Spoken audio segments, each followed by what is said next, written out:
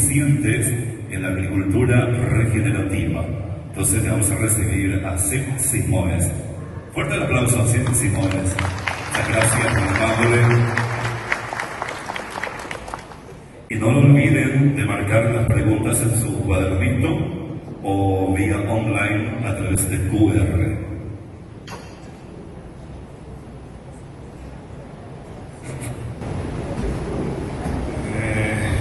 Boa tarde a todos. Muito obrigado pela presença de todos vocês aqui hoje. Eu gostaria muito de agradecer a toda a equipe da Copronar, né? Em especial ao presidente Valdemir, por ter organizado um evento tão grandioso e importante como esse, né, que vocês estão participando aqui hoje.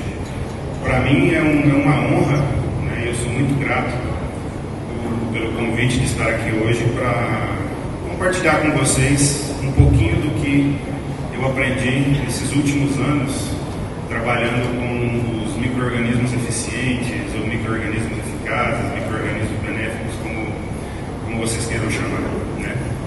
E o engraçado foi que as coincidências da vida sempre levam a gente a novas descobertas, e eu acredito que a gratidão, né, é um tipo de energia que está muito voltado, né, ao nosso desenvolvimento, não como seres humanos, mas como empresários também, já seja produtor de soja, de milho, do que quer que seja, né?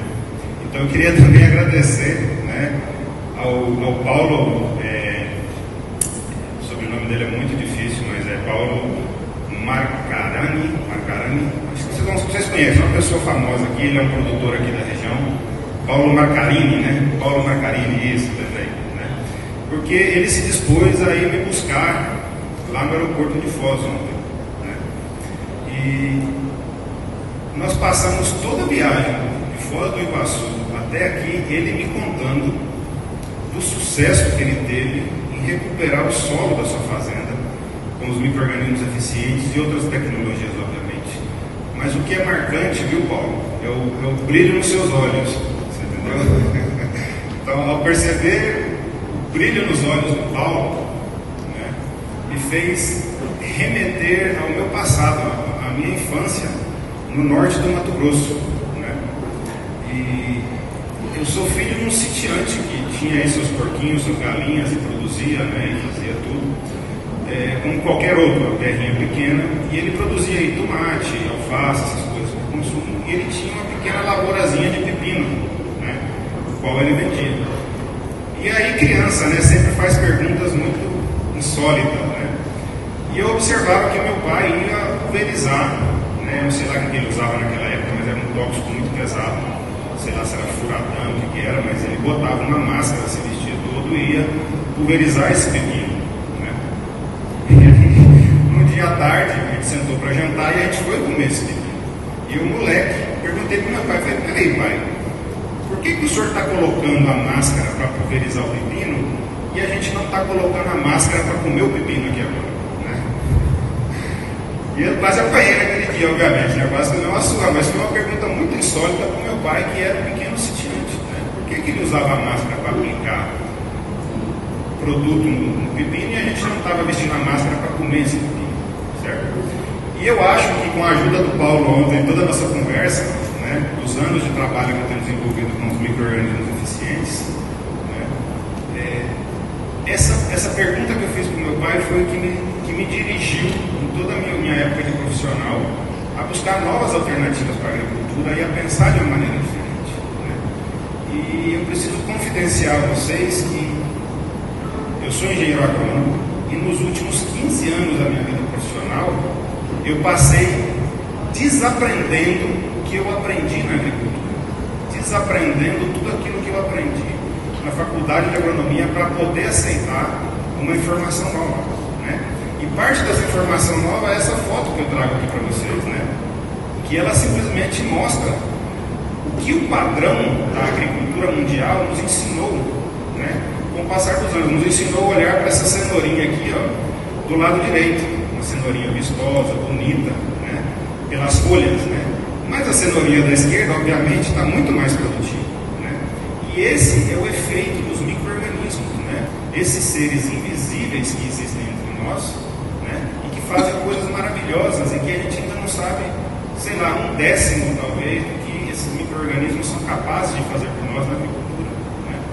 Então, eu passei 15 anos da minha vida profissional desaprendendo o que eu aprendi na faculdade para aceitar essas informações, né? E para a gente aprofundar nesse mundo dos micro-organismos, certo? É um mundo bastante complexo, né? Mas existem duas complexidades a serem analisadas e que a gente precisa ficar muito atento a elas, né? Primeiro, se trata de biomassa de micro-organismos, né? E o outro é codificação, que é DNA, que é interação, né? Antes, quando eu começava essas palestras, eu apresentava um vídeo muito bacana, bonito, mostrando como o planeta foi criado, né? E é um vídeo muito legal que mostra 6 bilhões de anos em 6 minutos de como a Terra evoluiu, né? E essa Terra evoluiu a partir de uma simples molécula de um micro-organismo, né? Então, tirando fora fatores religiosos e tudo, se a gente partir para o lado científico, não importa se nós viemos dos macacos ou de Adão e Eva, mas os micro-organismos chegaram no planeta primeiro e eles foram os responsáveis de toda a criação do que existe no planeta, né? E nesse processo todo, o laser não vai funcionar porque é telão, mas nesse processo todo, né, de criação, os micro-organismos eles começaram, né, a gerar 4 moléculas muito básicas, né? Carbono, oxigênio, hidrogênio e nitrogênio. Então, toda a vida no planeta está baseada nessas 3 moléculas, certo? E foram isso que começou todo o processo regenerativo, né?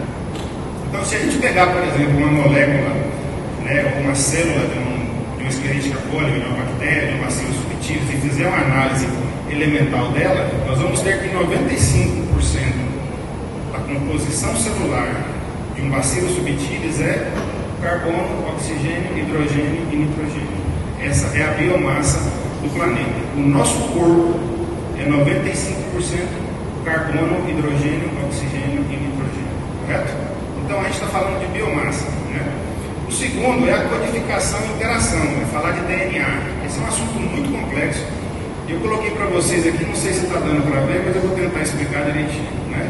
Codificação em DNA é o seguinte: é quanto há de informação escrita, por assim dizer, numa célula de uma bactéria, por exemplo, certo? Então, só para ilustrar aqui, eu trouxe para vocês o genoma, e para vocês entenderem isso de uma maneira lúdica, é comparar, certo, a codificação do DNA com os bytes do computador, certo? Ou seja, um byte, ou seja, que é equivalente a uma letra no computador, equivale a uma codificação do DNA, certo? Então, uma bactéria ou um vírus, a menor que existe, certo?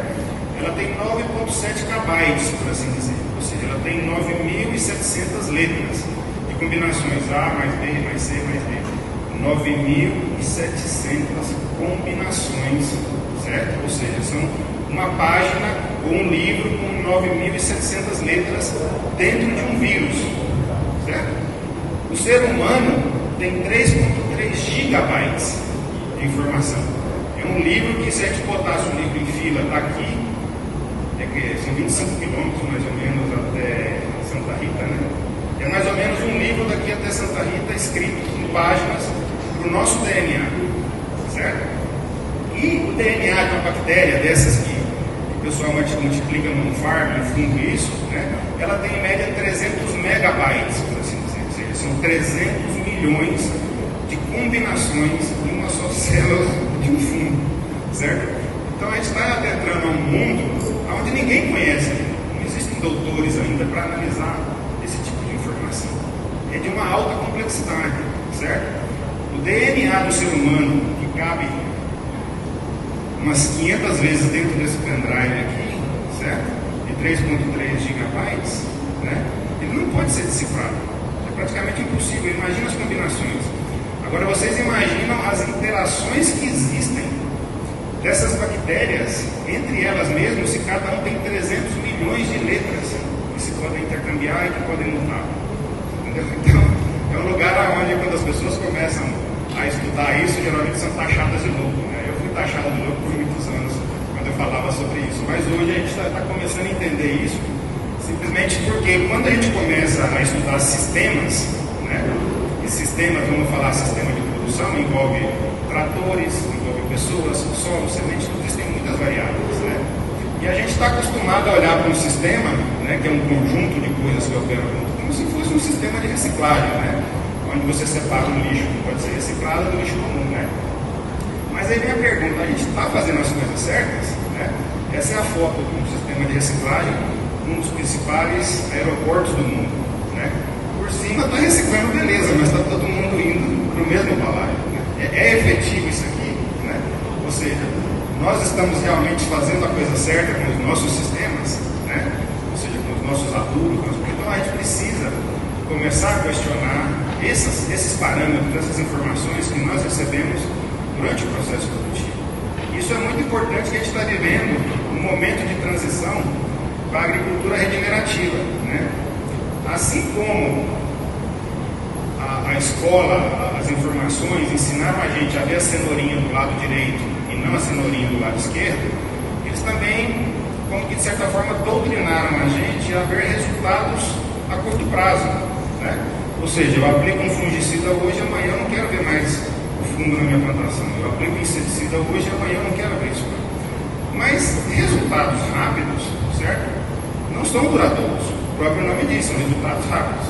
Quando a gente começa a falar de agricultura regenerativa, agricultura sustentável, blá, blá, blá, blá, certo? Nós precisamos pensar em questões mais sólidas, né? É dizer, não é uma barraquinha que vai sustentar a gente tem que construir um castelo.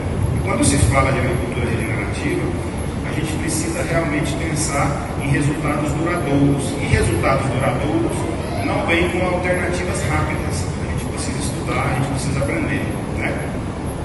Quando a gente fala de agricultura sustentável, todas essas coisas, a gente analisa sempre o lado econômico, meio ambiente e social, né? Nessa foto bonita aí está a importância que a gente dedica a cada um, né? O lado econômico, obviamente, é o maior, o meio ambiente, mais ou menos, e o social está ali no cantinho, né? É mais ou menos assim que a gente administra o nosso sistema, né? Mas se a gente falar de agricultura regenerativa, agricultura orgânica, agricultura blá blá blá, né? Eu me sinto como se eu estivesse em Assunção, tentando encontrar um endereço em Assunção com o mapa de São Paulo. Porque toda vez que você conversa com alguém, ninguém tem uma resposta. E a gente precisa olhar para as informações que realmente importam, né? Porque quando você vai estudar, ou seja, mal à volta, né?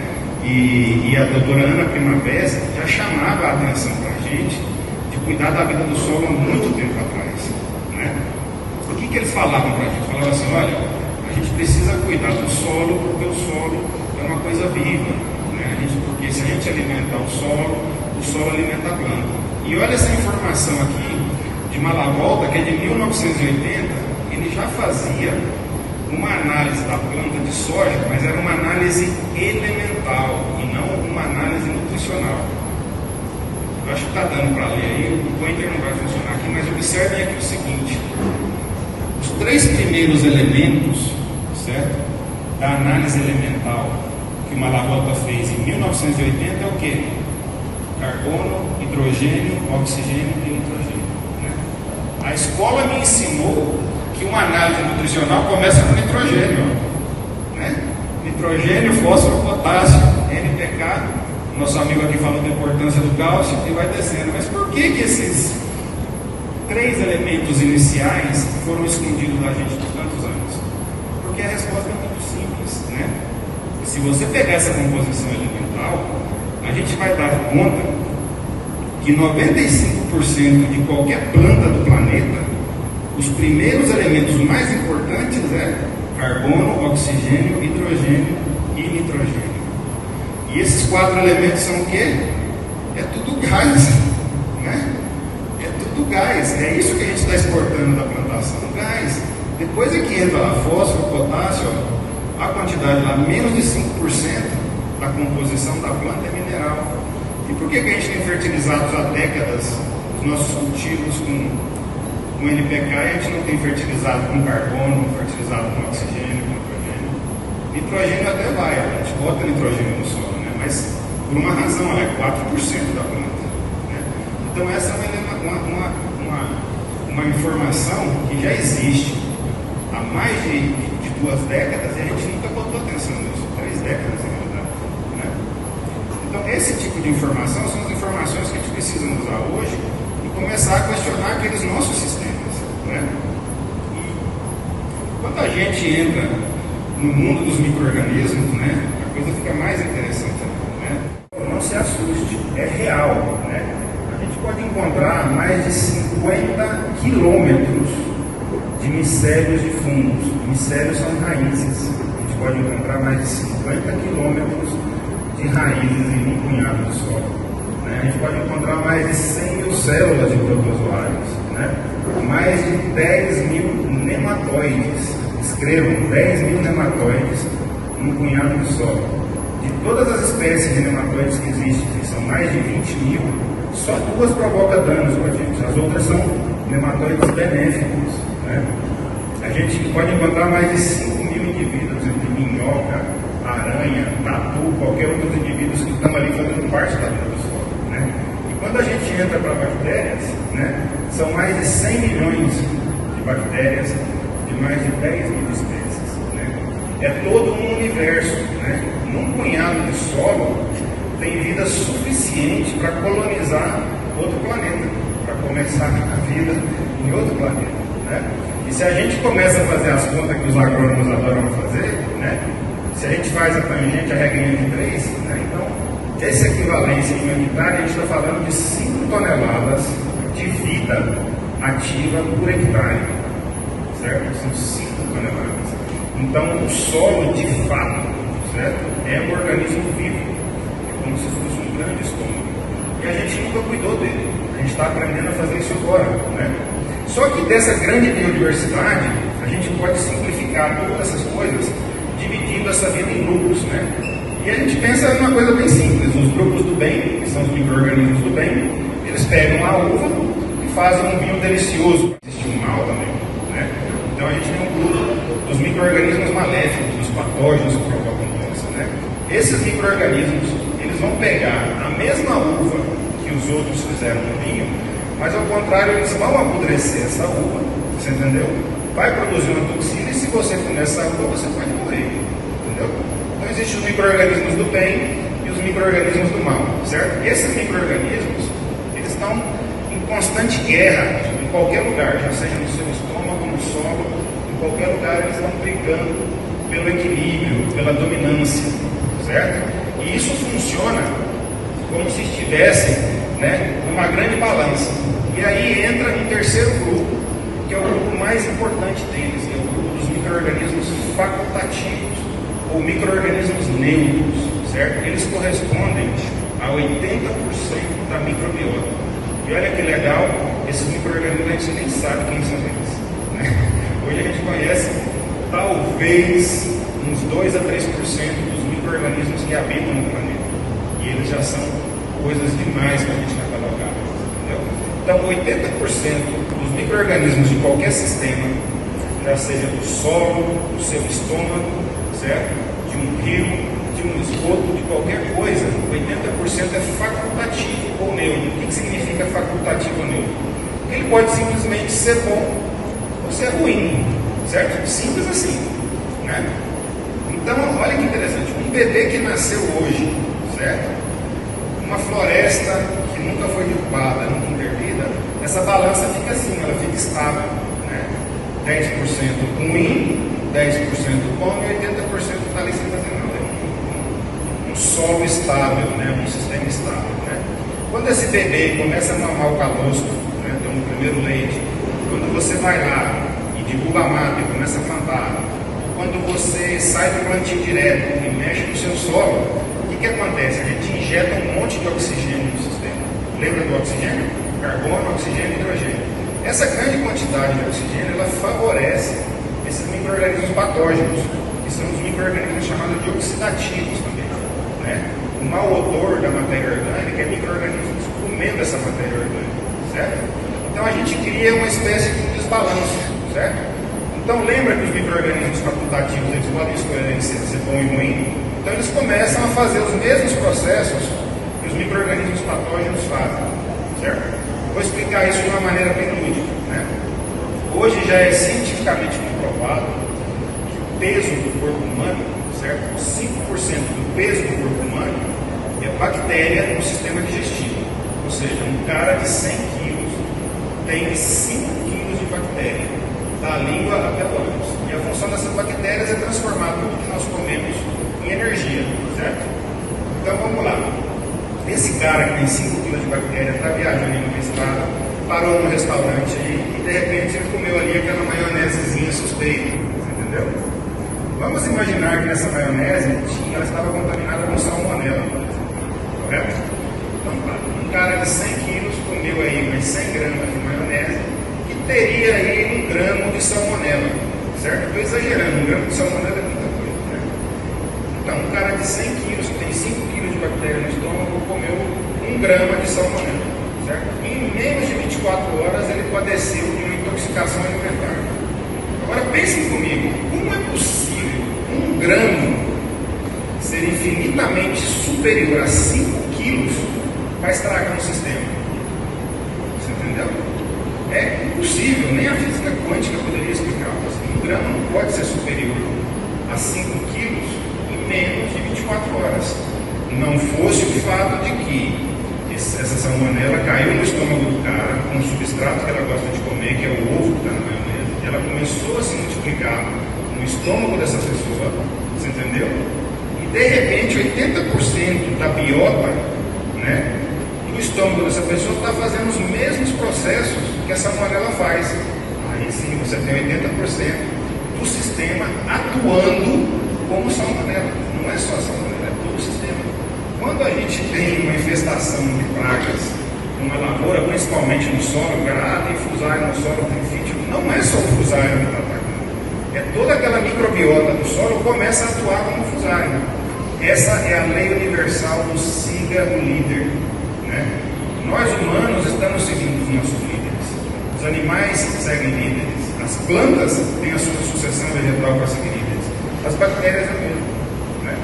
Os seres humanos atuam igual. Se eu me mudar lá para Santa Rita e montar uma barraquinha de cachorro quente e no outro dia eu aparecer dirigindo uma Ferrari, o que vai acontecer com Santa Rita?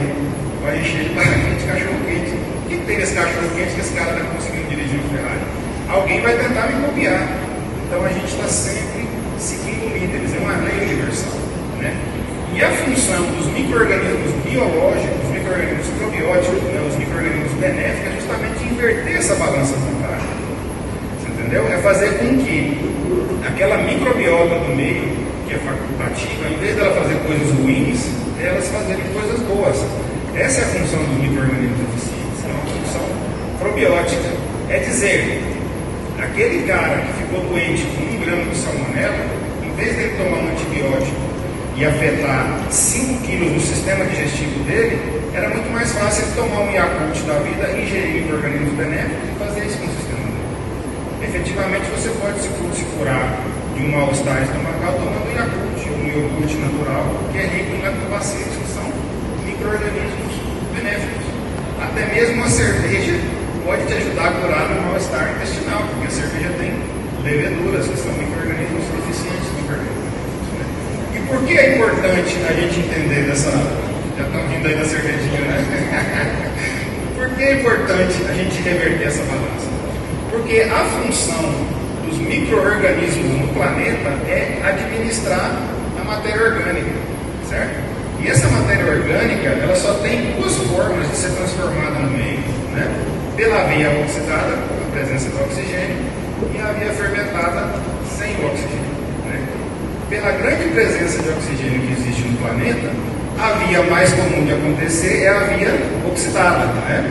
Na via oxidada, atuam as bactérias oxidantes e você tem como subprodutos, né, como cocô das bactérias, coisas ruins, ácido butírico, metano, amoníaco, gás sulfídrico.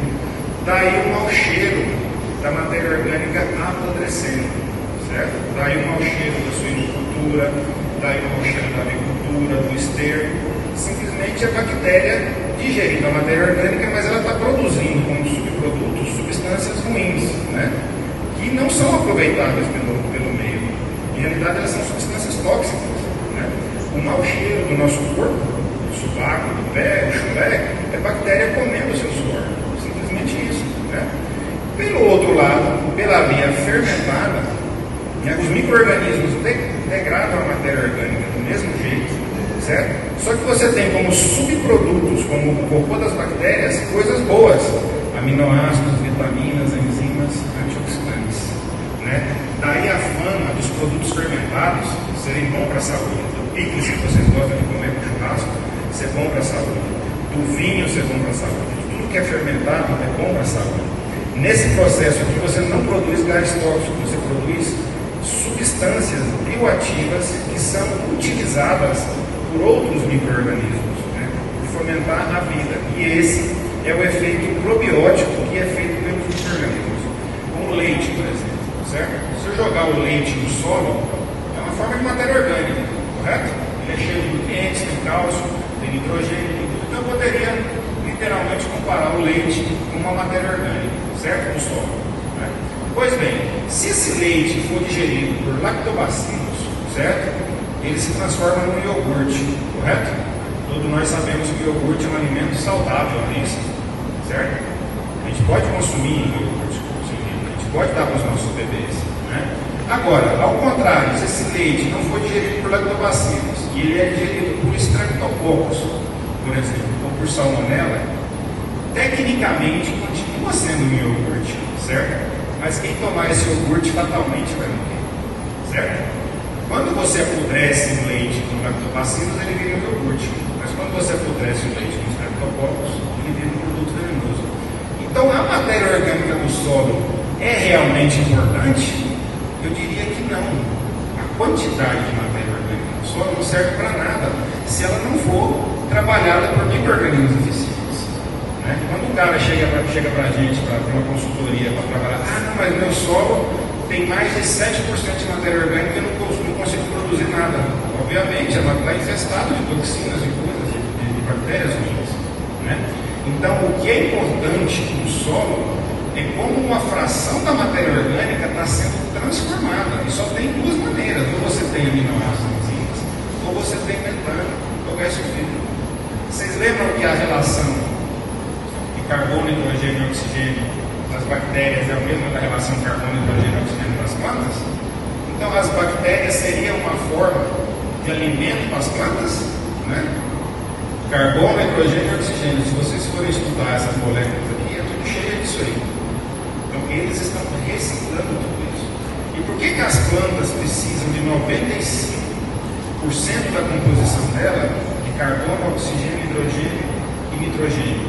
Porque a planta está fazendo fotossíntese e está produzindo o quê? Açúcar. Qual que é a molécula do açúcar?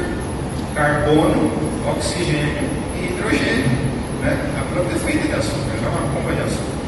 Então é esses elementos que estão circulando. Então a matéria orgânica, ela precisa ser fermentada no solo e não oxidada.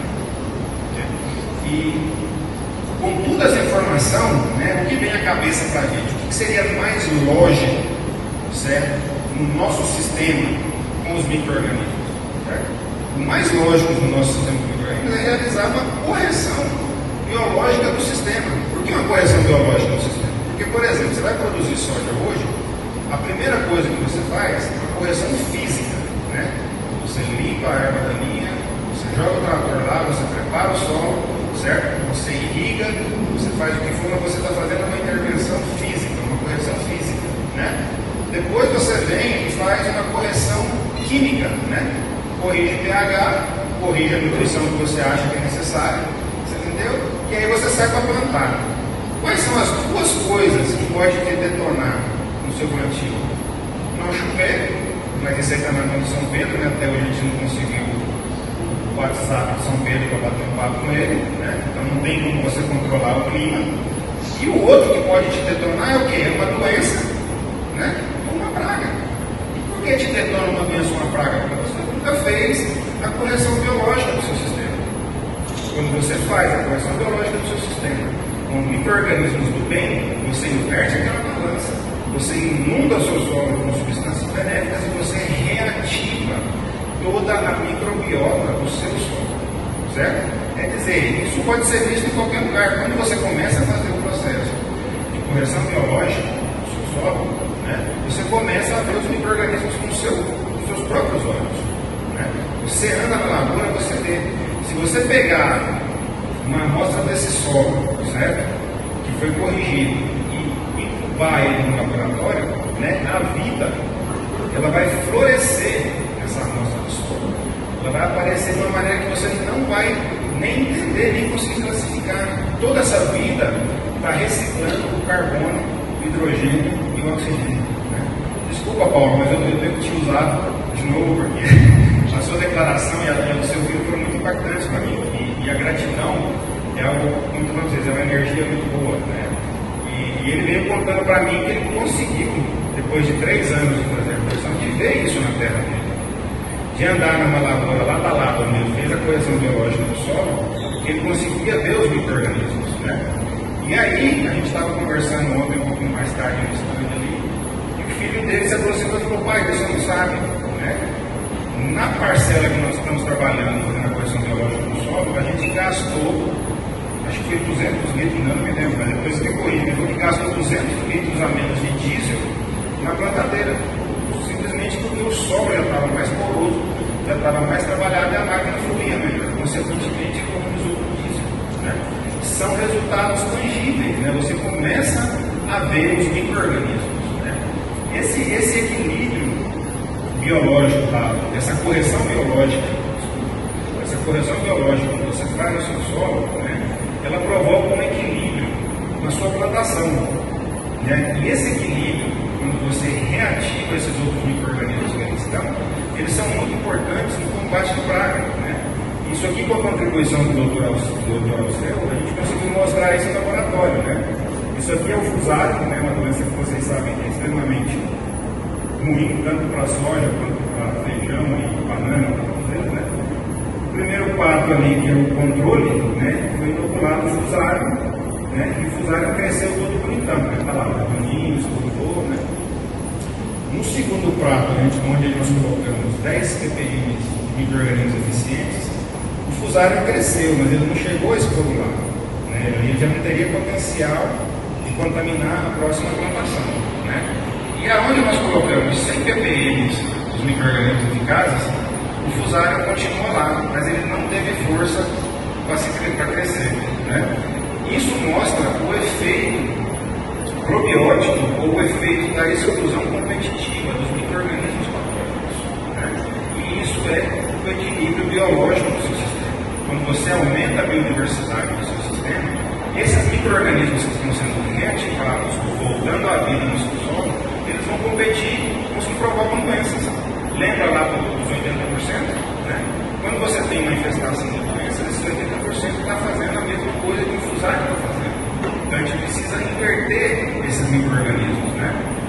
Isso aqui chega à macrobiota. Né? Esse aqui é o controle de nematóides, uma área que não vai dar para todos os números aí, mas aqui a gente vai dar para ver mais importante. Né? Então, por exemplo, antes da correção biológica do solo, tinha lá mais ou menos 20 mil nematóides Meloidogine incógnita. O laboratório conseguiu identificar que tinha 20 mil indivíduos, né, na raiz de Meloidogine incógnita. Depois da correção biológica, a raiz já deu 0. Né? Mas isso aí nem é importante. O que é importante? O importante é dizer que quando estava infestado, ele conseguiu detectar que era Meloidogine incógnita. E já quando deu 0, ele já não conseguiu detectar mais quem é que estava lá. Ou seja, a biodiversidade dos nematóides aumentou a ponto de suprimir a população de Meloidogine. O que significa isso? Quando estava infestado, ele detectou Meloidogine incógnita, por quê? Porque tinha mais 10 mil nematóides ali que estavam simplesmente atuando como Meloidogine incógnita. Certo? Se você pegar, acredita em mim, se você pegar ele lá para o laboratório, um nematóide, dá para o cara classificar, ele não vai conseguir identificar o que é. Né? Ele faz essa classificação por reações enzimáticas, por aproximação, e chega num resultado. O mesmo se aplica a micro-organismos. Então, essa lei universal do 80% ela é real, ela existe. Né? O pessoal que trabalha em laboratório sabe disso. Né? Então, esse é um efeito cabal. Né? O efeito cabal da recuperação do solo, né? E do equilíbrio biológico.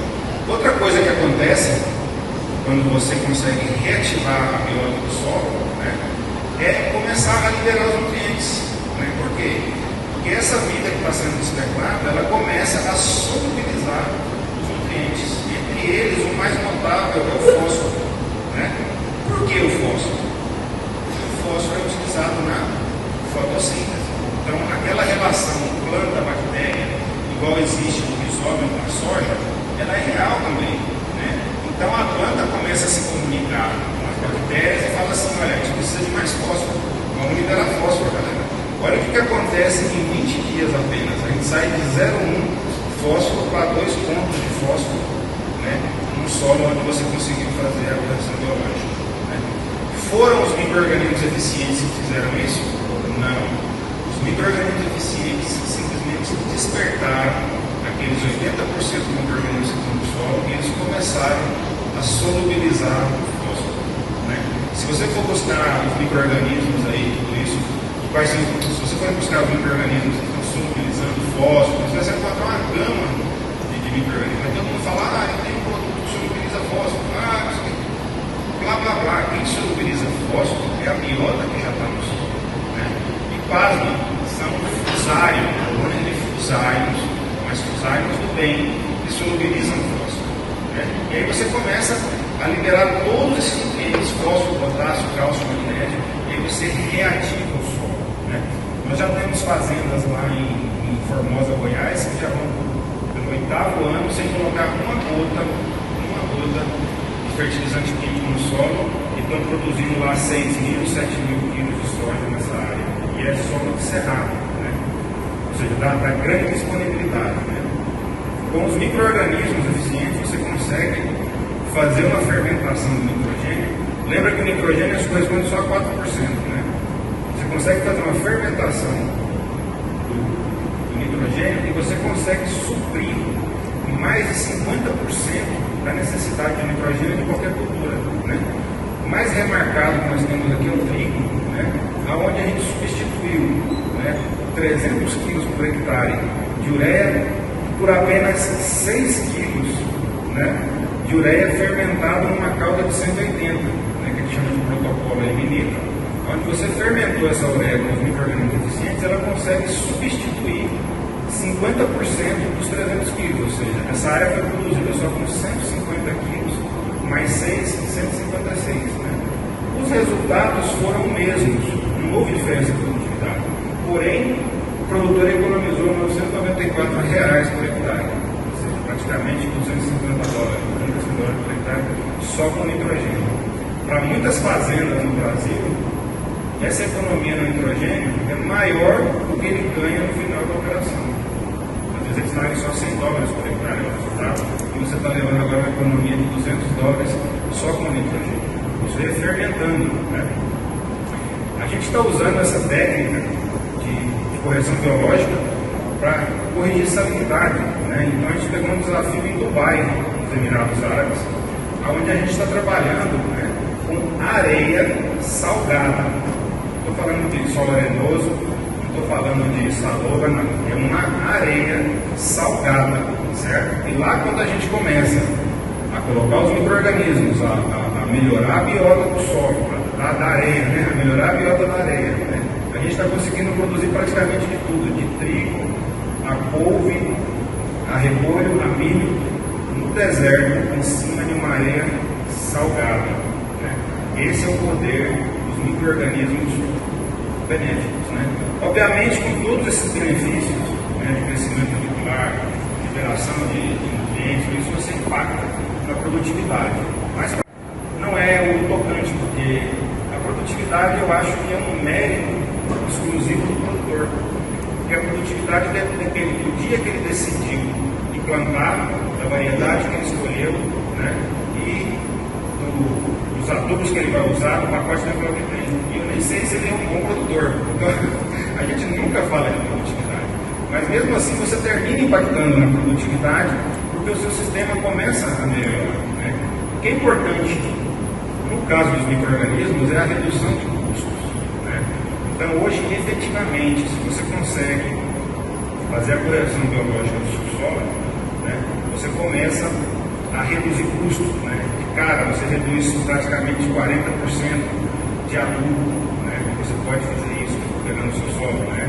Você reduz fungicidas, porque você aumenta a competitividade dos micro-organismos no solo. Então, tudo isso vai acarretando mudanças no seu sistema e que levam à redução de custos, né? Esse é o histórico que a gente terminou em 2021 por causa da pandemia, mas olha lá, enquanto o custo dos insumos estava subindo com $1, o custo das fazendas estava baixando, né? A gente chegou a $390 por hectare, um custo extremamente baixo, 50% abaixo da média que no Brasil vai ter em torno de $600 por hectare. Esse pessoal aqui está rindo à toa. Melhorou a produtividade? Não sei, mas eles estão ganhando muito mais dinheiro economizando insumos do que gerando produtividade, né? Isso para a gente é bem importante, né? A redução de custos. Então, quando se fala hoje da correção biológica do solo, do uso dos micro-organismos eficientes, estamos falando de redução de custos, né? Então, vocês estão muito interessados na questão de micro-organismos, né? Tem muita gente que está se metendo no farm hoje, então eu vou compartilhar com vocês algumas dicas que eu acho que são interessantes quando você vai trabalhar com micro-organismos, certo? Vocês lembram que o segundo slide era algo muito complexo, mas é importante vocês entenderem isso, que existe a questão do balanço de biomassa, que agora vocês sabem que ela está totalmente baseada em carbono, oxigênio, hidrogênio e oxigênio e não em minerais, porque a parte mineral é muito pouca, e a parte mineral a gente já sabe manejar, né? A gente tem vasta informação de como aplicar fósforo, de como aplicar potássio, mas a gente não tem informação nenhuma de como manejar o carbono, o oxigênio, o hidrogênio e o nitrogênio, certo? E são gases, né? Mais de 50% do carbono que a planta utiliza vem da atmosfera, não vem da matéria orgânica do solo, né? E o pessoal está falando de aquecimento global. Sem carbono na atmosfera, todo mundo vai morrer, porque a gente depende do carbono. É o elemento mais utilizado pelas plantas, utilizado por nós mesmos, nossa instância, né?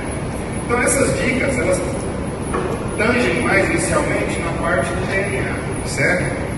Então, quando a gente fala de DNA, de micro-organismos, é muito importante a gente entender que existe uma diferença entre similar e igual, né? Vou explicar isso para vocês de uma maneira útil. Aí o cara tem lá um bacillus subtilis, né? E fala, não, mas o bacillus subtilis da marca tal, de produto tal é bom, né? O cara não, mas bacillus subtilis é tudo igual, é bacillus subtilis. Eu tenho bacillus subtilis no meu produto, ou eu faço o meu on-farm com bacillus subtilis, certo? Tem que tomar cuidado com isso, porque no momento em que um micro-organismo tem DNA, e lembra que esse DNA é 300 megabytes, certo? São 300 milhões, ou seja, um único bacillus subtilis tem um livro dentro dele de 300 milhões de letras, certo? Aí o cara fala que todos os lactobacilos são iguais, então tem um truco aí de 6, certo? Aí é o seguinte, bacillus subtilis, correto? Se o micro-organismo tem DNA, e são 300 milhões, certo? Isso significa informação. Então, se o micro-organismo tem informação, em determinado momento, ele vai manejar essa informação. Os micro-organismos manejam isso. Vou explicar de uma maneira bem útil. Todos nós aqui somos Homo sapiens, né? Homo sapiens, bacillus subtilis, certo? Praticamente somos iguais. Aí você já vai se levantar, opa, não somos iguais, nós somos diferentes. Eu tenho barba, eu não tenho, o cabelo é grande, eu não tenho. Mas sabe no que resume isso? Na experiência. Então, DNA é totalmente diferente de experiência, certo? O que quer dizer? Que nós todos somos Homo sapiens, mas a minha experiência é totalmente diferente da de vocês. E cada um de vocês tem uma experiência de vida diferente. Quer dizer, você não pode contratar um pedreiro para tratar dos seus dentes. E os dois são Homo sapiens, certo? Então, muito cuidado quando vocês forem mexer com o micro-organismo e falar, ah, não, é tudo igual, é similar. Não são iguais, certo? Então, quando eles saem com um produto realmente certificado, com procedência e coisa, vocês têm que considerar isso. No caso de micro-organismos eficientes, isso é muito tomado a sério, né? Justamente porque você trabalha com micro-organismos benéficos. Então, similar não é igual, né? Então, por isso, é muito importante vocês cuidarem desse aspecto. O outro, esse é o mais legal de todos, é que você se depara com produtos, né, tecnologias no mercado que falam assim, UFC, né? UFC é unidade formadora de colônia, quer dizer, uma célula do micro-organismo que é capaz de se multiplicar no ambiente, né? Aí o cara fala, não, mas meu produto tem bilhões de UFCs, né? Meu produto é carregado de células. Isso não tem serventia nenhuma. Por quê? Porque em menos de 24 horas, uma única célula pode se transformar em 2 milhões de células. Você entendeu? O que é importante realmente num produto biológico é a taxa de sobrevivência desse micro-organismo aonde você aplica ele. Você entendeu? Se você pega um bacillus subtilis desse da vida, um tricoderma, e fala, tem tantos milhões de células, mas ele está inativo, e você aplica ele com um spray muito pequeno, num dia de sol, ele morre na atmosfera, ele nem chega a encostar na planta. Ele já está inativo, recebe carga UV, você entendeu? Numa gotícula em que a água se evapora, ele morre na atmosfera, ele nem encosta na planta. Você entendeu? Então não adianta nada falar de células e tal, porque a gente já sabe que em menos de 24 horas uma célula se transforma em 2 milhões de células. O que é importante é que esses micro-organismos estejam ativos no momento em que você aplica ele no campo e que eles tenham condições de sobreviver no campo. Daí é que vem os resultados empíricos de produtos biológicos. Mas funcionou na fazenda de Ciclano, mas não funcionou na fazenda de Beltrano. Esse aí é a infelicidade justamente por causa desse fator que chama taxa de sobrevivência. Vocês lembram que você, quando faz a correção biológica do solo, você começa a ver, você consegue ver os micro-organismos? No caso de produtos biológicos, é importante que você veja eles também. No caso de micro-organismos eficientes, né, quando você prepara ele, né, um processo de ativação que se chama, você vê ele com seus próprios olhos, né? Então aqui não precisa fazer análise de quantos milhões de células tem, você está vendo com seus olhos. A hora que você jogar no campo, na próxima safra, você começa a ver com seus próprios olhos, né? Isso é o brilho dos olhos do Paulo, quando ele veio relatando para a gente na viagem, né? Ele começou a andar na fazenda e começou a ver os micro-organismos. Então isso é real, isso é tangível, né? E o próximo aspecto importante, a próxima dica é biodiversidade, né?